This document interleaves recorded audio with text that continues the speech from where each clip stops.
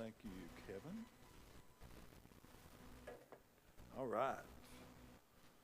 Who is glad that the election is over? Yeah, buddy. Me too. Me too. All right. Yeah, they're still, everybody's still talking about it, that's for sure. It's being talked about. All right, welcome to session 3 of Culture Shock. When I do pre-marriage counseling, we cover a lot of stuff. But we talk about finances, we talk about your family you were raised in, we talked about discipline, we talked about going to the holidays, we talked about social life, and we talked about communication, and it's go through and discuss. And nobody has a problem.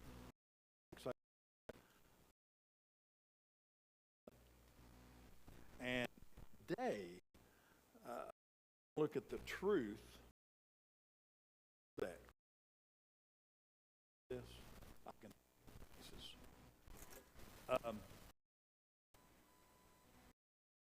a bit sensitive.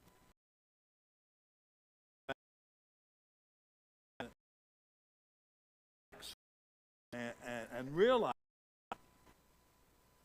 that although we're bombarded in our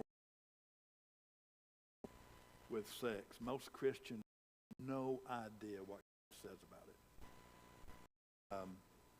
And we're going to look specifically and learn. But the shift in the church when it comes to this subject. We're going to 7 specific myths concerning sexuality, and I bet you're going to be says about sex. So and when we next to marriage count,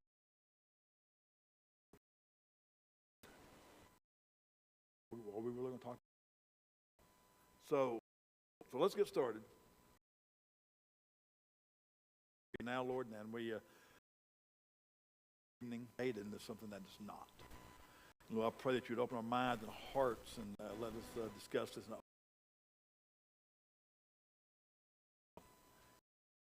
Sex for us. I love one another, Lord, and just be with your word. I pray your value shifted concerning sexuality as drastic and as fast 50 years. Been more by far worse than it is right now to America, but never in the has reality that far in such a as it has to the culture. So I want to we're going to talk about that search and the truth of human sexuality. And what's really true here is the shift 40s to the 90s. That's actually the 40s and 50s, 5% of high school of high school were 50 to 60 years, 70% of girls, 80% of guys were sexually active in high school. Today, of all women 30,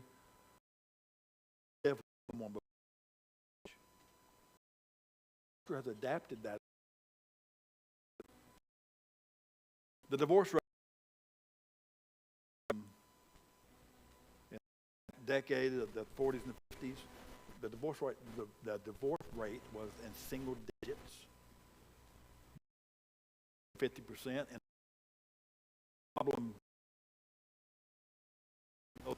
terrible thing that's happening outside the church. This is in the church.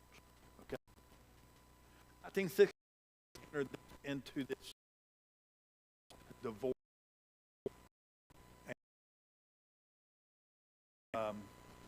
Doesn't matter why, but by 1996, the evangelical, the divorce rate, I think he's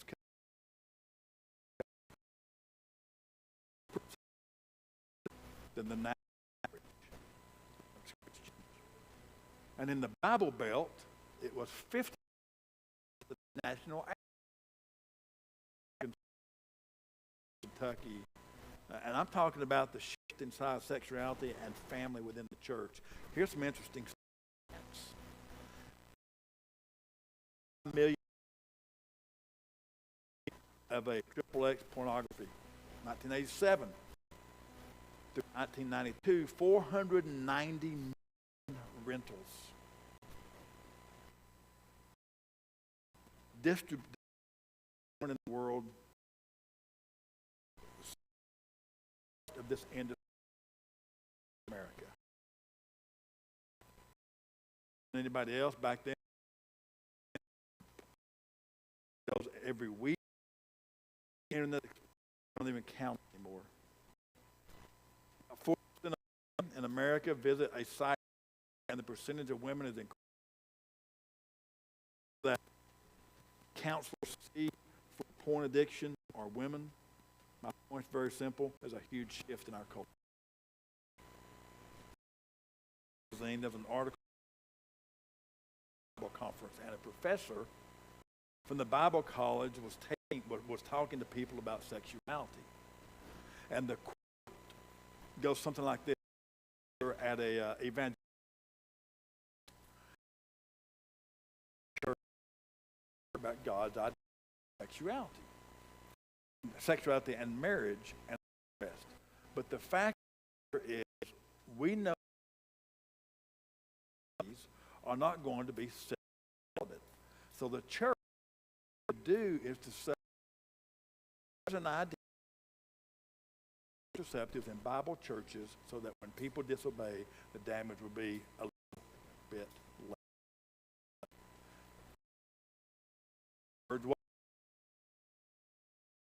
Of God living inside of these Christians and not mess up another one. And that's the idea.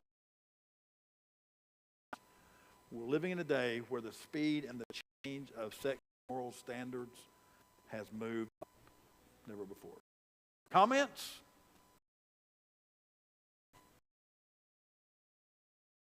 Yeah. We have the cause. The shift in truth. Search for freedom in the 60s and in the 70s, we had bad things in the church. We did a terrible job in the churches, in my opinion. I mean, how many of y'all ever growing up heard a message in Sunday about sex? Well, if you would have been in my Sunday school that I taught probably back in 1993, and I got the leadership of the church. And the message to me was, we're not going to teach that here. Let the schools worry about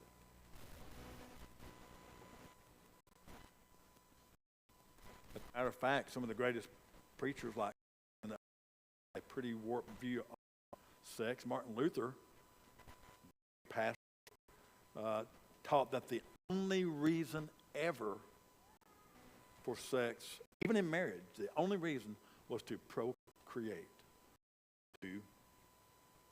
was to have children. So when he stopped being a man and got married, dude had kids. He had a lot of kids, but there's been this picture of this Victorian snobby, that sex is dirty, sex is bad, you don't talk about it, you can't say anything, it's off limits when you get around Christians, you can't mention it. In youth ministry, the parents get comfortable and read from that, and the kids think the idea of, man, this must be really, really bad. It came from our Creator. Well, they might think God is anti-sex. Who knows? And then you have Fifth Avenue who realized, man, sex sells. Sell toothpaste, put some sex. You want to sell cigarettes, you want to sell beer, you want to sell cars, whatever it is, you get bombarded never before in commercials because sex sells. And then we have the impact spiritually, and meet someone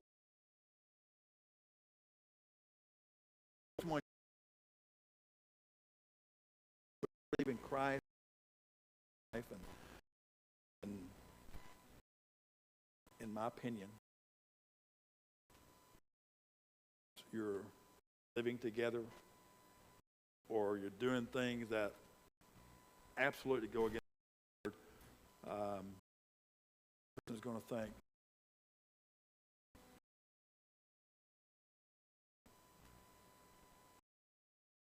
nobody wants.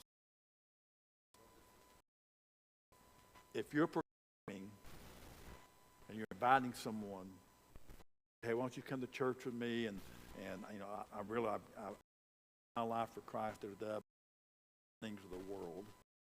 And if you're living together, having sex, whatever it may be, people are going to look and say,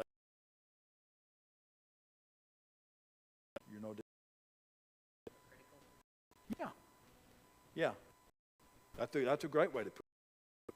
So, you're no different. A friend of Joe of mine was in college, was a believer. His roommate was not a believer. For an entire semester witnessing to this.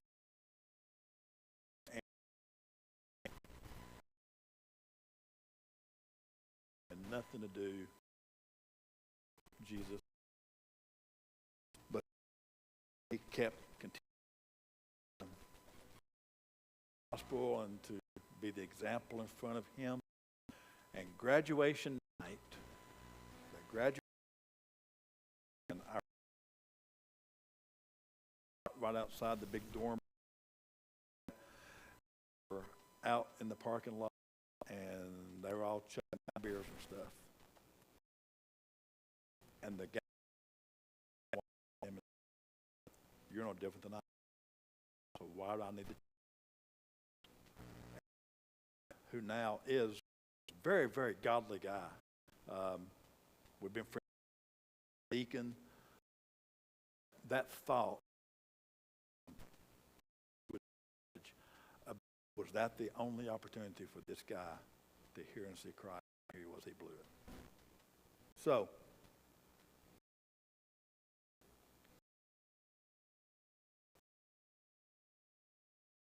saying drinking or anything sent anybody to hell. I'm just saying it's the damage to the witness, to the testimony that you have.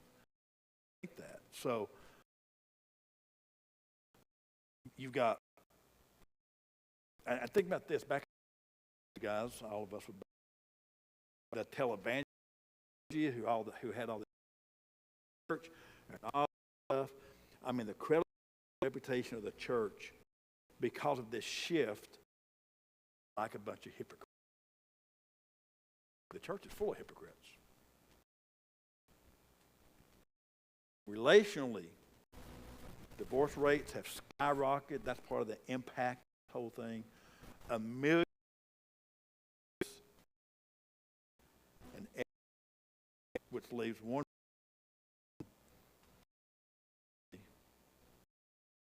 that they had a year before.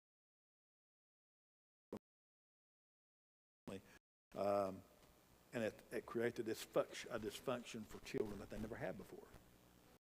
Packed. You got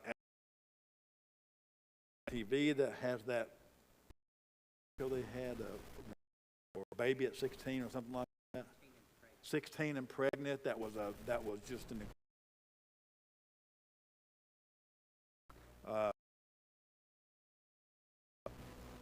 it's people,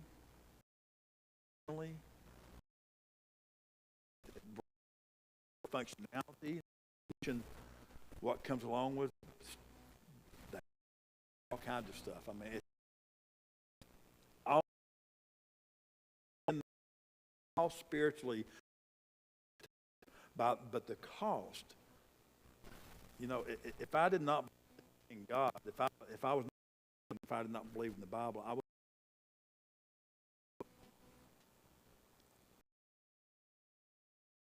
That the dumbest thing in America, 50 or 60 years with our morals, we are billions and billions and billions of dollars to unwed mothers,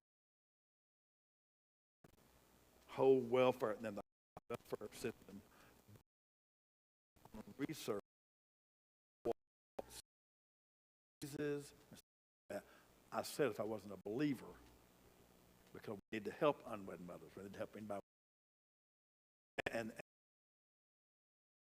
on sex education, which we've learned that sex education without a junior high school student that goes up instead of down. Teach it without morals. The answer will still be, here's the answer to the public school system, where we'll teach about sex education, contraceptives.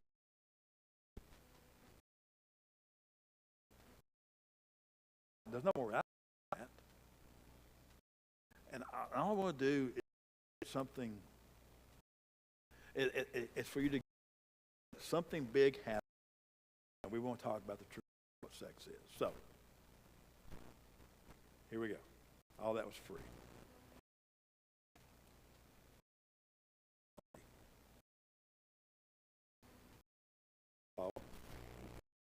Ready to be sexual beings.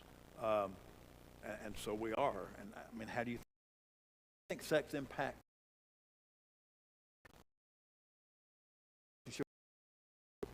And I'm going to here, but I bet that that most of us have been faithful most of our life, whether you're a Christian, married, or single. Let's look at the top, and that God's truth. So here's the first one: God's anti-sex. In other words, when sex happened, I said to Abraham, "Oh my, look away." I mean, said to Gabriel, "Oh my, Gabriel, look away." That's not what happened. The truth of the matter is that God is so pro-sex that He created it to provide physical pleasure, relational intimacy, be a spiritual lesson of Christ and the church. In Genesis 1, chapter 1, in the story of chapter 2, chapter 1, verse 20, God said, us make mankind in our image, in our likeness, so that they rule over the fish of the sea, the birds of the sky, over the wild animals that move along the ground. So God created mankind in His own image. In the image of God, He created them, male and female. Male and female. Did them. So here's His first word. God blessed them and said to them, "Be fruitful and increase in number. Fill the earth and subdue it. Rule over the fish in the sea, the birds, sky, and over every living creature on the ground." So is anti-sex. I have a thought for you. Let's get out of the religious thinking that we happen to be in, where we worship God, some of our baggage, and let it go, and try to. I want to take you for a moment of Eden, a perfect environment, in loving, all-knowing, good God who has created these things in His image, as we. And we're gonna learn in chapter 1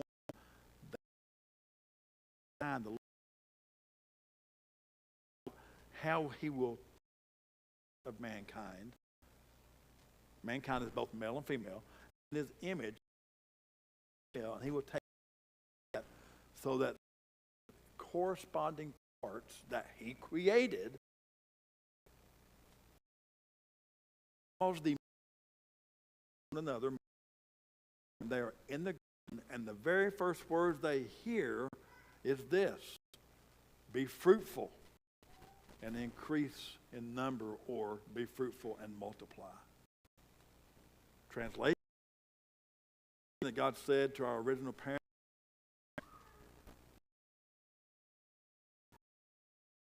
That's what it said. Or to be a little more graphic, he would say, you guys go ahead and have sex. God created. God made. Look at Jill. That's what God was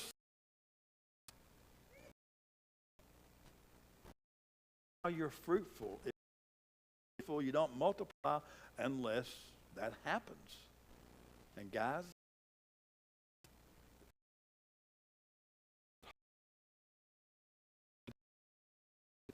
but we the lie that the world has put within us and upon us.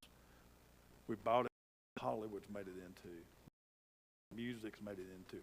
Bought into what the world has grafted it into. But it is holy, it is sacred, God is for it, and by he designed it's that. He designed both people come together in a relationship that heart desire. He looks on the marriage as holy, as pure, as he wants it to be deeply pleasurable and procreation. But man, it's so away from chapter 2, verse 18. It is not good for man to be alone. I will make a helper suitable for him. He gives a gift to certain and they have a unique set of desires.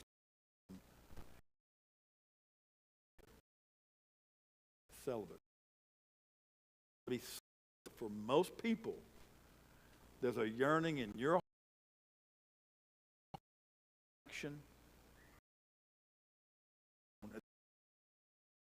to be, and you want to be known and loved and connected intellectually,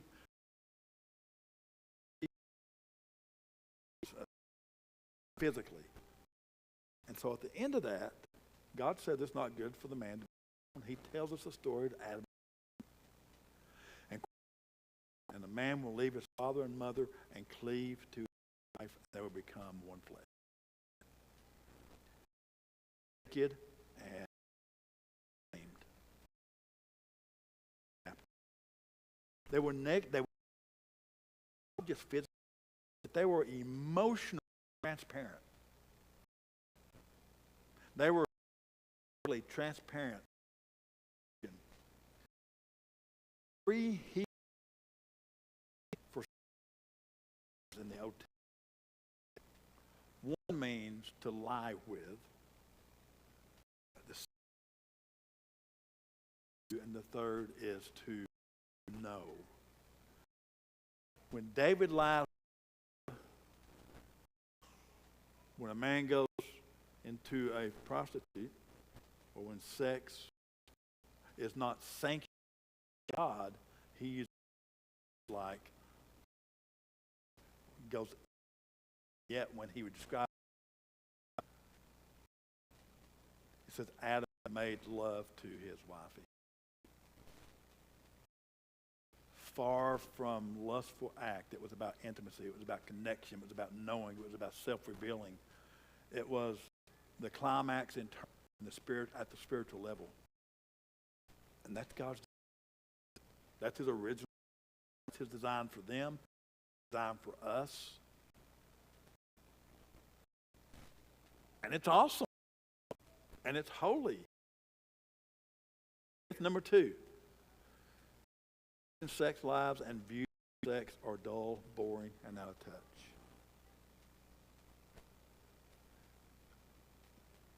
Many kids never see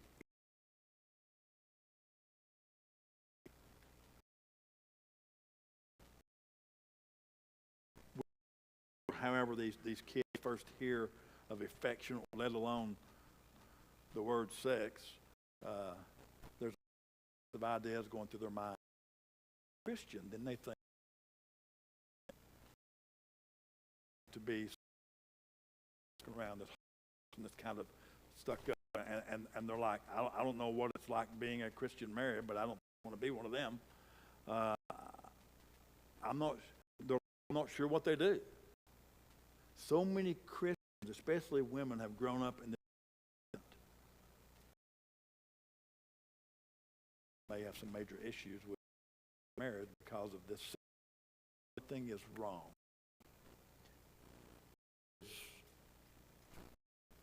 In the mindset of many women, Christian women, in the mindset of many, they've had the mindset of this is not something to discuss. It's dirty. Understanding it's a beautiful gift from God. Truth. Truth is that the scriptures demand people to be downright erotic. Not it would be a nice idea. God is pro-sex. He created his design to be. Really enjoy one another. I want you to listen to the wisest of Solomon. Rest and may you rejoice rejoice in the wife of your youth, a loving doe, a graceful deer. May her breast satisfy you always. May you ever be intoxicated with her love. Translated,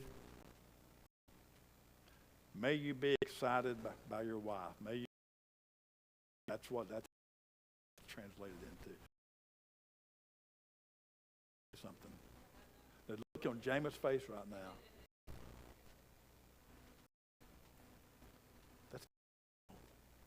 It's God's fire. 1 Corinthians chapter 7, verses Paul's making. And we need to understand that we don't live in the most saturated time. That may, but came to Christ in Corinth, there were temples on every corner. And sexuality, they were very, very close. In most of the pagan religions, there was a prostitute, male or female, and the Canaan religions, there were prostitutes and all kinds of sexual things that always got your spiritual goals. So in Corinth, those people found the Lord, and as they came to know Jesus as the Messiah, sins, they began to follow him. They had two great errors amongst them. One, the stomach is for food. Now, the thought is desire food. God gave you that for food, so eat it. So their mindset was, if you want sex, you should have sex anytime, anywhere, with anyone. That's how it's up. And like, whoa. That's what God said. Paul says, God put a box, a fireplace, God around, and it's called, so like a fireplace, and he wants the fire to burn hot and passionate inside, but once it's out of that box,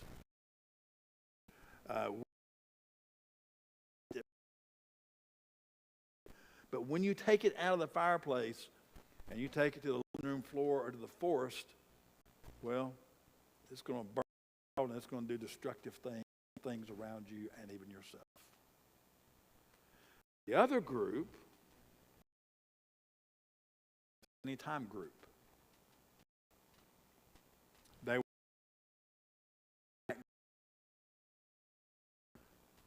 had a dualistic thinking where they thought that the body and the spirit were good, and so they came to Christ and they did this.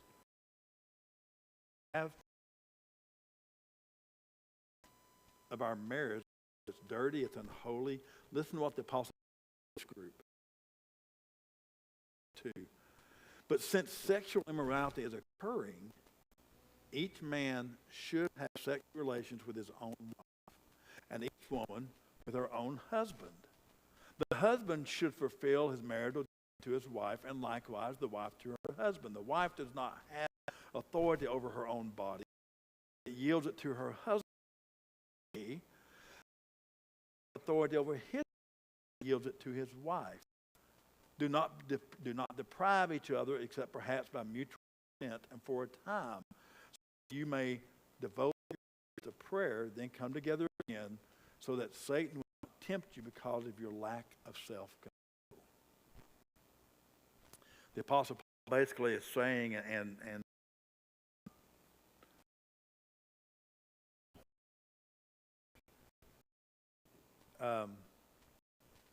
you are one.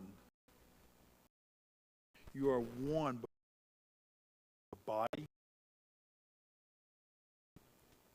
and she or he is to serve you. And the Apostle Paul is saying, part of the marital relationship. Far from being it's a part of a mental, physical relation to God that God desires. A passion and relationship with one another. Walt Larimore, a psychologist and a doctor, talks about the neurotransmitter, what happens in the brain when he has sex, and they have just discovered that happens with a man that causes him to have a desire to open up and to reveal himself to his partner. It's acting marriage, incredible core in a relationship. That's why it's so important. Now here, in 1994, there was a study in Chicago. There was a book, and it was called Sex Definitive. Michael Gagnon and Edward Lehman. It took 3 guys. Goodness gracious. And in it, I mean, it's interesting. Basically, they said, quote, everything people know how sex works in America is far from what the actual truth is.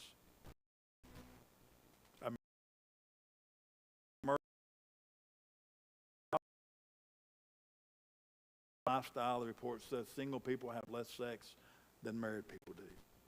And when it goes, the people had the greatest experiences doing this as people that are in a marital relationship. An orthodox conservative view. Those that are religious, those that have a spiritual thing connected with us. So those Christians may be a little kid, but they're enjoying it according to this right here. And here's why. Because when I do counseling, the time we spend is communication. Because lack of communication in any relationship is dangerous.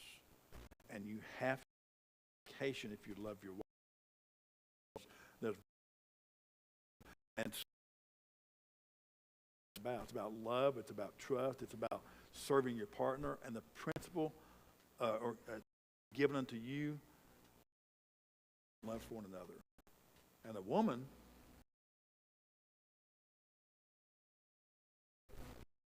so God is far from being not only pro, commands us to be.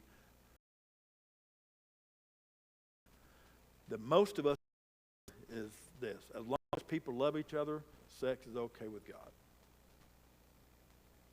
I've heard that. What's it matter if we love each other? Or, but I love her. Or, but I love him. Some people have said that it says that's just kind of what God says. It says that nowhere in the Bible that sex outside. It says that sex outside of marriage is wrong. And if you really love each other, what does it really matter anyway? Well,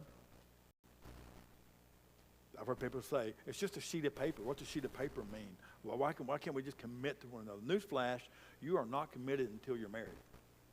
Because if you're not married, you can walk out that door and go to the next fast food. So, you can be committed, but anybody can walk out at any time if you have not between you and your spouse and God. But listen carefully, because this is what the Bible says in terms of truth. The Bible asks sexual relationships outside. Exodus 20. That's when someone has sex with someone else other than their mate. Flee from sexual immorality. 1 Corinthians 6:18.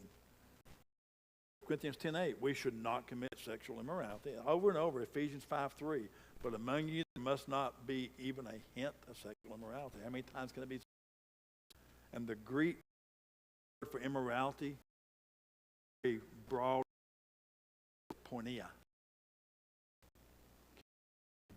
Any word that we might get from that? And what porneia means, that fornication, homosexuality, what it says, it means lusting, it means thinking, it means porneia or immorality, it means petting heavily or being to arouse a person that cannot be fulfilled righteously. It says prohibited. Before you go, oh, wow, I knew the Bible was strong. Well, you don't ever wonder why it's so strict, it's so point about this? Because God does not want you to lie to just people. He doesn't want you to deceive someone. He wants and to be known and to have that part of our love. The majority of unbelievers are experiencing death second-rate relationships because there's no commitment behind it. So God already knew when these commands came down about diseases and all this other stuff. He knew about the acts of other people and so forth, so on. So the bottom line is this: there are boundaries, and we know that. But guys, we need to teach that. We need to.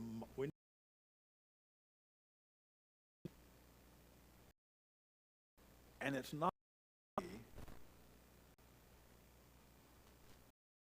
You have people. It's not okay for you to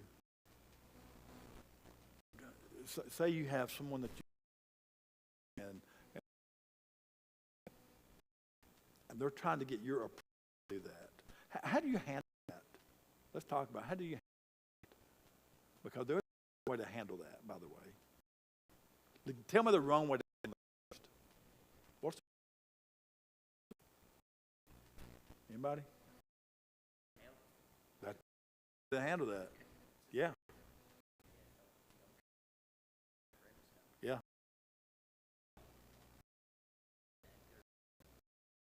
Okay. Yeah.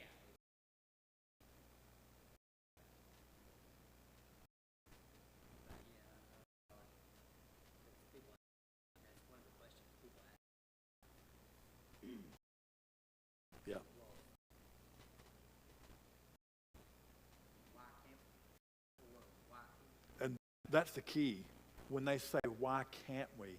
What's our when they wrong with it?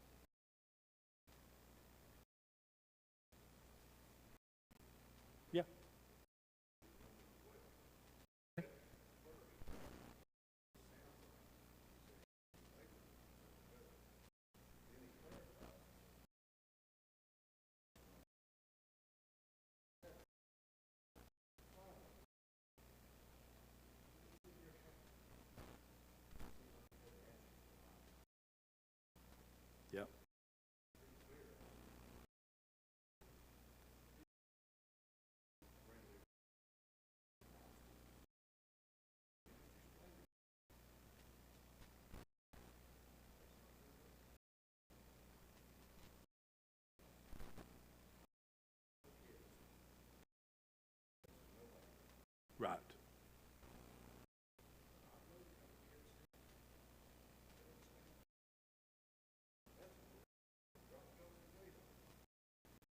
Yeah, it is.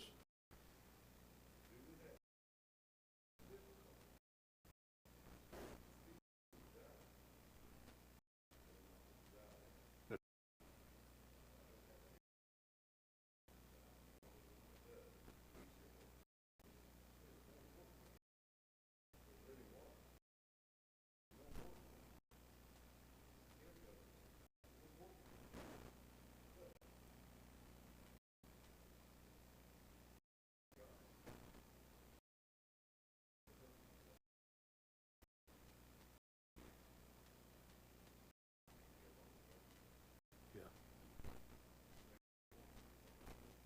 Hmm. Point.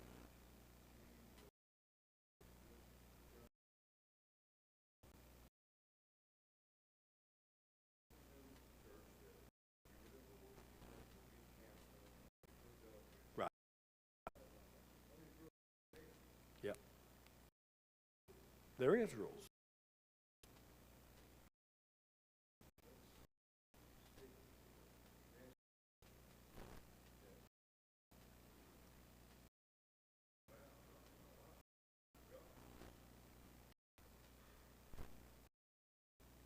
Keep this in mind. Don't expect people that don't know the Lord.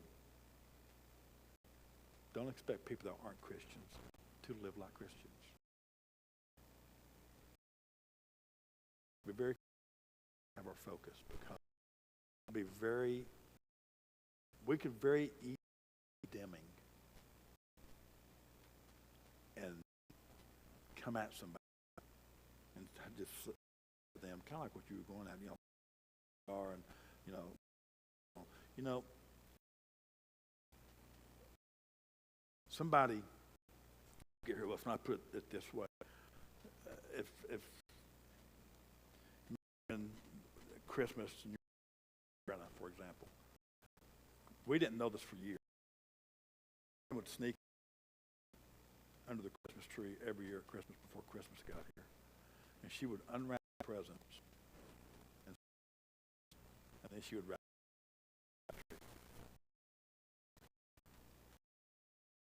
So when the big got here, she would, because she already knew what it was. And that's kind of what we're talking about here.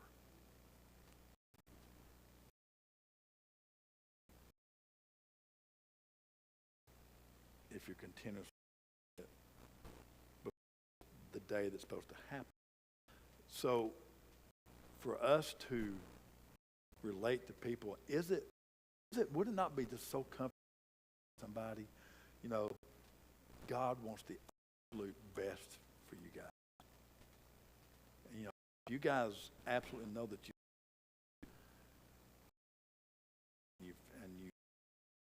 the best for one another, and you want God's blessing for you. God tells us to wait. It's a lot better than there's no hope for you, and you're going to bust the gates of hell wide open. It's not true. But two, they ain't gonna want to come around and party with you no more.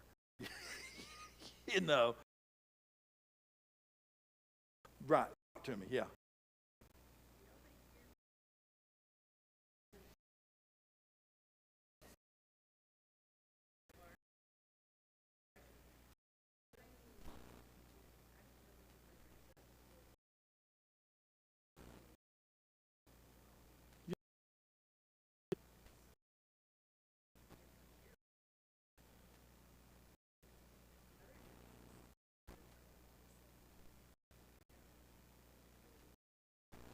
Yeah. When we first started church, we had a couple that were living with one another. I knew it. Involved in the individuals actually built to our house one night and spent not exaggerating,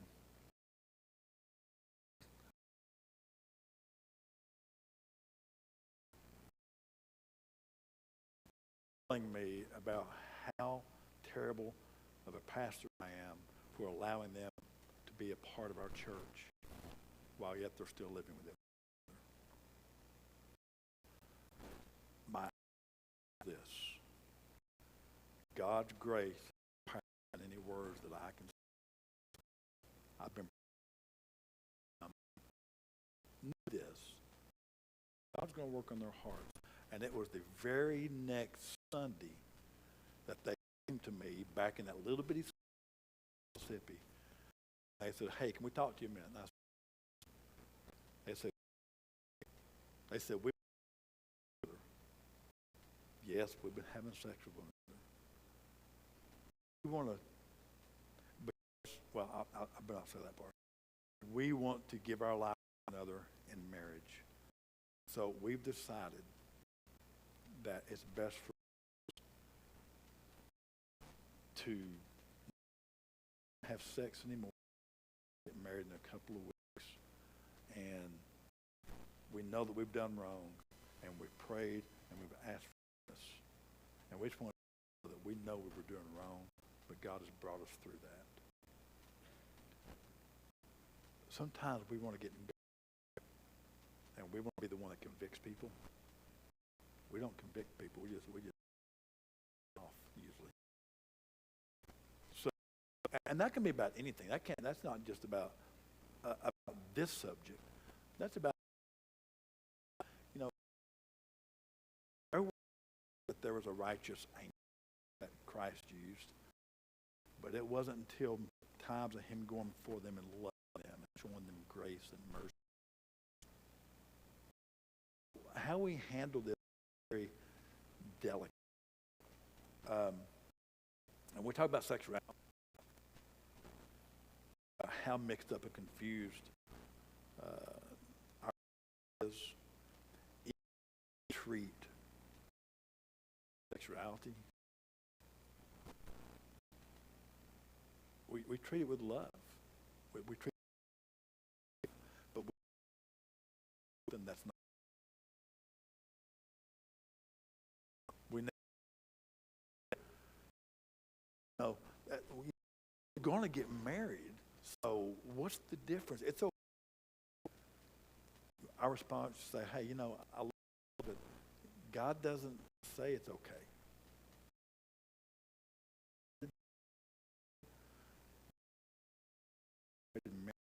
And it's waiting on you. And when you take that step in marriage, man, the blessings that He's going to give you if you guys are in love with each other, you can understand. So, tough subject. We're going to stop on that note. But my point is this. The issues we're going to be talking about: sex, abortion, homosexuality. Yeah. You see Yeah. that was okay. We can deal with that. But you couldn't have been married and been divorced. We can't deal with that. It just doesn't make any sense. No. And like you said, we've kind of got mixed up in how we kind of look at some of these stuff, view some of these stuff. Yeah. Yeah, and how we've handled some topics has just been terrible. I did when I did build Glass Ministries down in state penitentiary in Georgia one time. First time I ever did it, they gave us a bunch of tracts to go out into the yard, hand it to the inmates, and it was what was it, 7 golden rules? Remember that tract many years ago that you would hand to people? It was salvation, but it was Roman roads, what it was, Roman road salvation. And you go out and you'd hand it to them. The person go through the steps, and this one old man named Roy, I remember that, never forget Roy. They had a break room for us. We could go in and get out of the sun, get a drink or whatever, some chips or whatever. And he was in there, and another guy said, "Hey, Roy, you need some more pamphlets? Need some more tracts?" "No, I don't need no tracts." And one of the guys that was one of the leaders said, "Well, how are you doing that? What are you doing?" He said, I'm just going up to tell them they're going to split the gates of hell wide open. They need to find Jesus. And he said, somebody said, how's that going? He said, nobody wants to talk to me, it seems like.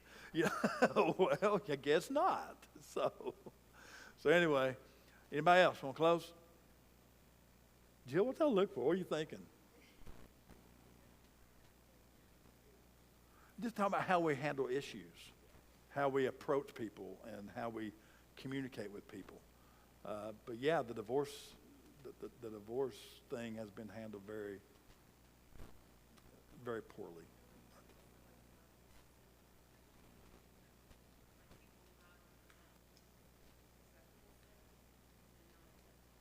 There's a topic.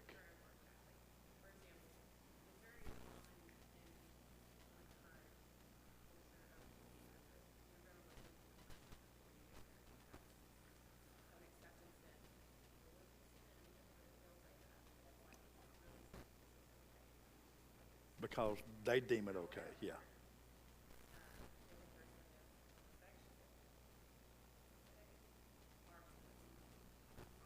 Mhm.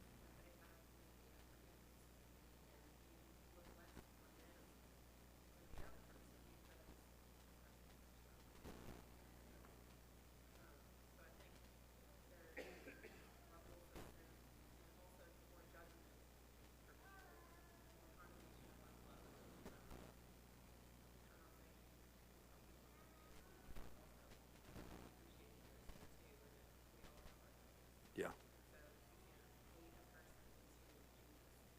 Right, right.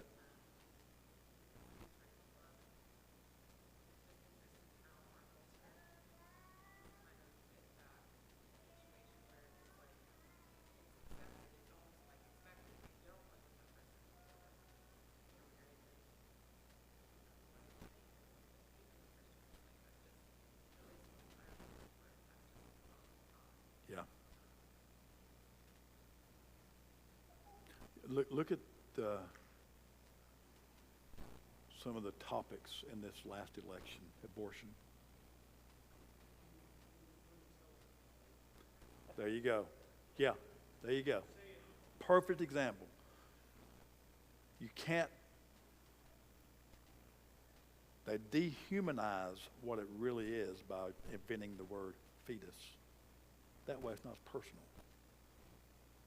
And then you have the other issues that were being thrown around, transgender.